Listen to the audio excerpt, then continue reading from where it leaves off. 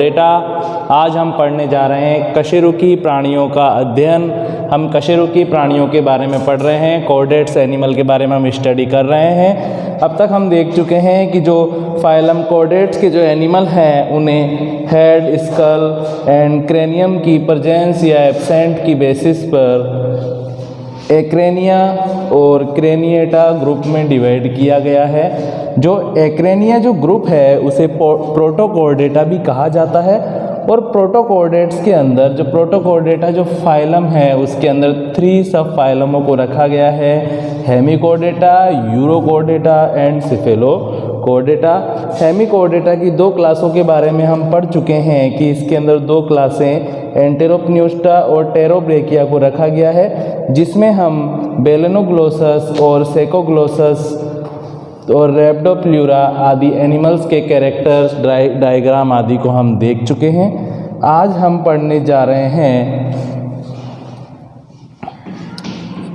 Urochordates के बारे में, इम्पोर्टेंट्स एनिमल्स ऑफ यूरोकॉर्डेट्स के बारे में। इसके अंदर 3 क्लासेस को रखा गया है। सब फाइलम यूरोकॉर्डेटा के अंदर 3 क्लासेस को रखा गया है। जो फर्स्ट नंबर की क्लास है वो है क्लास एसिडिएसिया।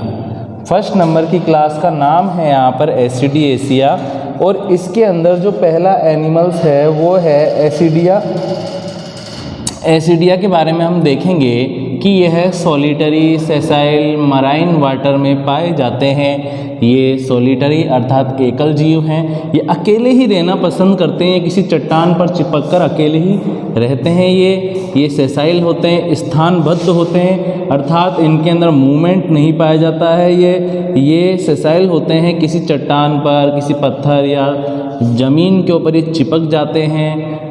साथ ही ये मराइन वाटर में पाए जाते हैं। ये सॉलिटरी, सेसाइल, मराइन वाटर में पाए जाते हैं अर्थात ये एकल होते हैं, ये स्थानबद्ध होते हैं और समुद्री जल में पाए जाने वाले ये एनिमल हैं। इन्हें सी स्क्वर्ट भी कहते हैं, इन्हें समुद्री स्क्वर्ट भी कहा जाता है। इनकी बॉडी के चारों तरफ थिक एंड ट्रांसपेरेंट टेस्ट पाया जाता है। जो इनकी बॉडी है उसके चारों तरफ मोटा पारदर्शी आवरण पाया जाता है, जो इस एनिमल की दूसरे एनिमल से प्रोटेक्शन करता है, रक्षा करता है।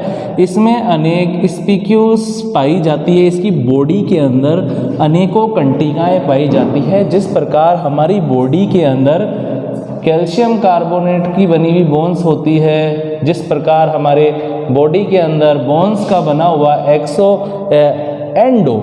जिस प्रकार हमारी बॉडी के अंदर, हमारे शरीर के अंदर बोन्स का बना हुआ एंडोस्केलेटन सिस्टम पाया जाता है, हड्डियों से बना हुआ अंतःकंकाल तंत्र पाया जाता है, वैसे ही इस एसिडिया एनिमल के अंदर कंटिकाओं से बना हुआ, स्पिक्यूल से बना हुआ एंडोस्केलेटन पाया जाता है। बॉडी पर इसकी जो बॉडी है उस बॉडी पर ब्रेकियल साइफन, एट्रियल साइफन पाए जाते हैं। इसकी बॉडी के ऊपर 2 प्रकार के साइफन पाए जा रहे हैं, 2 प्रकार के छिद्र पाए जा रहे हैं। ब्रेकियल साइफन जो बिल्कुल ऊपर की तरफ होता है इसकी बॉडी में, जहाँ पर हेड होता है हमारा वहाँ बिल्कुल ऊपर इसकी बॉडी पर brachial siphon and atrial siphon, इसकी बॉडी पर brachial siphon and atrial siphon पाए जाते हैं। सबसे ऊपर की तरफ ब्रेकियल साइफन होता है और इसके एक तरफ एट्रियल साइफन पाया जाता है।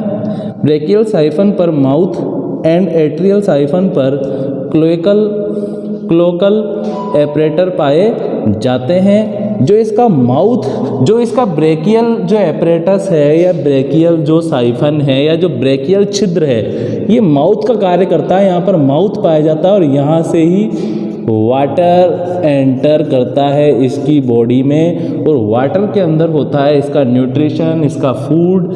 वाटर के साथ में ऑक्सीजन, फूड वगैरह इसकी बॉडी के अंदर एंटर करती है। तो जो ऑक्सीजन है, जो इसका फूड्स है, वो जो इसका फूड वगैरह है वो तो इसकी बॉडी में ही रह जाता है, और जो अपन बोल सकते हैं जो अपशिष्ट पदार्थ है और जो वाटर है वो एट्रियल एपरेटर पर पाए जाने वाले क्लोएकल एपरेटर अर्थात अवस्कर द्वार द्वारा बाहर निकाल दिए जाते हैं। जो इनका ब्रेकियल साइफन है उसके ऊपर पाया जाता है माउथ, और जो एट्रियल साइफन है वहाँ पर क्लोएकल एपरेटर अर्थात अवस्कर द्वार पाया जाता है। यहाँ से फूड को ग्रहण किया जाएगा और यहाँ से जो अपशिष्ट पदार्थ है, जो एक्सक्रीटरी मटेरियल है, उनको बाहर निकाला जाएगा। यहाँ पर आप देखिए ध्यानपूर्वक, ये बाइसेक्सुअल होते हैं, ये उभयलिंगी प्राणी है, अर्थात नर भी यही होता है, मादा भी यही है। इनमें सेक्सुअल रिप्रोडक्शन पाया जाता है, लैंगिक जनन करने वाले जीव हैं ये। रेट्रोगेसिव मेटामॉर्फोसिस इनके अंदर पाया जाता है। इनके अंदर रेट्रोगेसिव मेटामॉर्फोसिस पाया जाता है, अर्थात प्रतिगामी कायांतरण पाया जाता है। जो प्रतिगामी कायांतरण होता है उसके अंदर वेल डेवलप्ड जो लार्वा होता है वो अनडेवलप्ड अडल्ट के अंदर कन्वर्ट हो जाता है। यहाँ पर आप देखिए जो इसका लार्वा है वो पूरी तरह से विकसित है, पूरी तरह से डेवलप्ड है, मूवेबल है, यहाँ वहाँ गति कर सकता है, लोकोमोशन कर सकता है। अब ये क्या हुआ, धीरे धीरे लार्वा बड़ा होकर अडल्ट में रूपांतरित हो रहा है, अडल्ट में चेंज हो रहा है, परंतु जो इसका अडल्ट है वो लार्वा के कंपैरिजन के अंदर सेसाइल होता है, स्थानबद्ध होता है। ठीक है, तो कुल मिलाकर अपन ये कह सकते हैं कि इसका बच्चा जो है, जो इसका लार्वा ज़्यादा शरारती है, लेकिन जो इसका अडल्ट है वो समझदार हो गया, एक ही जगह पर बैठा रहता है। तो इनके अंदर रेट्रोगेसिव मेटामॉर्फोसिस पाया जाता है, अर्थात प्रतिगामी कायांतरण पाया जाता है। ये ऐसा मेटामॉर्फोसिस या ऐसा कायांतरण होता है जिसमें अधिक विकसित लार्वा कम विकसित वयस्क में रूपांतरित हो जाता है। मूवेबल जो लार्वा है वो सेसाइल एडल्ट में चेंज हो जाता है। उसके बाद में जो सेकंड नंबर की क्लास है, जो सब फाइलम यूरोकॉर्डेटा की जो सेकंड नंबर की क्लास है वो है थैलिएसिया। इसमें डोलिओलम एनिमल को रखा गया है। जो डोलिओलम जो एनिमल है यह ट्रॉपिकल एंड सब ट्रॉपिकल ओशन में पाया जाने वाला पेलेजिक एनिमल है। जो ये डोलिओलियम जो एनिमल है ये कटिबंधीय और उष्ण कटिबंधीय समुद्रों में पाया जाने वाला तलप्लावी, पेलेजिक मतलब होता है तलप्लाविक एनिमल है। यह ट्रॉपिकल ओशन में भी मिलेगा, सब ट्रॉपिकल ओशन में भी मिलेगा, मतलब कटिबंधीय और उष्ण कटिबंधीय दोनों ही समुद्रों में पाया जाता है। यह तलप्लावी एनिमल है। तलप्लावी एनिमल का मतलब यह है कि यह समुद्र के तल के अंदर पाया जाता है, पेंदे के अंदर तैरने वाला ये जंतु है। बॉडी पर इनमें यूनिसेक्स रिप्रोडक्शन एनिमल या इसमें यूनिसेक्स रिप्रोडक्शन एनिमल या गोनोजोइड्स तथा एसेक्सुअल एगजोइड्स प्रावस्था के मध्य में अल्टरनेशन पाया जाता है। इसमें जो यूनिसेक्स रिप्रोडक्टिव जो एनिमल है जिसे गोनोजोइड्स के नाम से जाना जाता है, तथा जो एसेक्सुअल जो एगजोइड्स वाली जो प्रावस्था है उसके मध्य में अल्टरनेशन अर्थात पीढ़ी एकांतरण पाया जाता है। इसके अंदर यूनिसेक्स रिप्रोडक्टिव एनिमल, इसके अंदर एकल लैंगिक जनन जीवक गोनोजोइड्स तथा संघीय अलैंगिक अंड जीवक के मध्य में अल्टरनेशन अर्थात पीढ़ी एकांतरण पाया जाता है। सबसे पहले उत्पन्न होती है गोनोजोइड्स, गोनोजोइड्स से बन जाती है आगे जाकर एगजोइड्स, फिर वापस एगजोइड्स से गोनोजोइड्स, गोनोजोइड्स से एगजोइड्स, मतलब गोनोजोइड्स और एगजोइड्स के बीच में पीढ़ी एकांतरण पाया जाता है। पहले गोनोजोइड्स बनते हैं, फिर एगजोइड्स, फिर एगजोइड्स, फिर गोनोजोइड्स, एक दूसरे से इनमें पीढ़ी एकांतरण होता रहता है। बॉडी पर थिन ट्रांसपेरेंट टेस्ट पाया जाता है। बॉडी पर पतला पारदर्शी कवच पाया जाता है। इसकी बॉडी ढोलक या बैरल के समान होती है, इसलिए इसका नाम डोलिओलम रखा गया है। माउथ एंड एट्रियल पोर विपरीत सिरों पर होते हैं। इनमें 1 टेस्टिस एंड 1 ओवरी पाई जाती है। इनमें एक ही वृषण होता है, एक ही अंडाशय होता है। हमारे ह्यूमन के अंदर मेल में 2 टेस्टिस और फीमेल में 2 ओवरी होती है, जबकि जो डोलिओलम है उसके अंदर केवल एक ही ओवरी, एक ही टेस्टिस पाया जाता है। इसके डायग्राम को हम ध्यानपूर्वक देख लेते हैं। एक बार हम एसिडिया के डायग्राम को भी वापस देख लेते हैं। सबसे ऊपर था ब्रैकियर एपरेटर जहाँ पर था माउथ, और यह है एक तरफ इसके एट्रियल एपरेटर या एट्रियल साइफन है, यहाँ पर पाया जाता है एनस।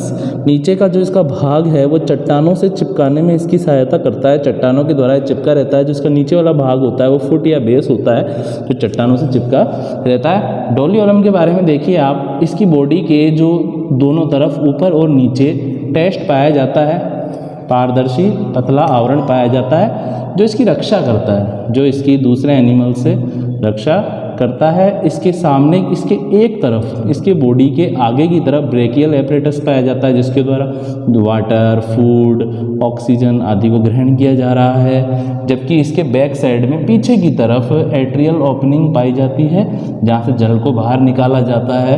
जिस प्रकार हमारे मनुष्यों के अंदर सेंट्रल नर्वस सिस्टम पाया जाता है, ब्रेन वगैरह पाया जाता है, इसमें ब्रेन वगैरह का कार्य नर्व गैंग्लिया करते हैं। इसमें नर्व गैंग्लिया पाए जाते हैं, ये नर्वस सिस्टम का कार्य करता है इसमें नर्व गैंग्लिया, ठीक है। साथ ही इसमें विशेष प्रकार की संरचना है जो आप ये लाल लाल देख रहे हैं, ये मूंगफली के समान या ये गाजर के समान लंबी लंबी दिख रही है आपको, ये स्टिग्मेटा होती है। इसके अंदर मस्कुलर बैंड्स पाए जाते हैं, मांसपेशियों से बने हुए गोल गोल छल्ले इसके अंदर पाए जाते हैं। साथ ही इसके अंदर आपको आहार नाल भी इसके अंदर उपस्थित है। इसके आप देखिए जो ये माउथ है ये आहार नाल पर जाकर समाप्त हो रहा है। इसके अंदर यहाँ पर ये ओवरी भी दिखाई दे रही है, फेरिंग्स है जो श्वसन वगैरह में इसकी सहायता करते हैं। इसके बाद में हम क्लास नंबर 3 जो सब फाइलम यूरोकोडेटा है उसकी क्लास नंबर 3 के बारे में अध्ययन करेंगे, पढ़ेंगे। क्लास नंबर 3 है इसकी लार्वेसिया। लार्वेसिया के अंदर ओइकोप्ल्यूरा एनिमल को रखा गया है, ओइकोप्ल्यूरा एनिमल को रखा गया है। ये solitary tiny pelagic free swimming animals हैं। यह सोलिटरी अर्थात अकेले रहने वाले एनिमल है, इन्हें अकेला ही रहना पसंद है। साथ ही ये छोटे छोटे होते हैं, टीनी होते हैं, पेलेजिक होते हैं, फ्री स्विमिंग एनिमल्स होते हैं।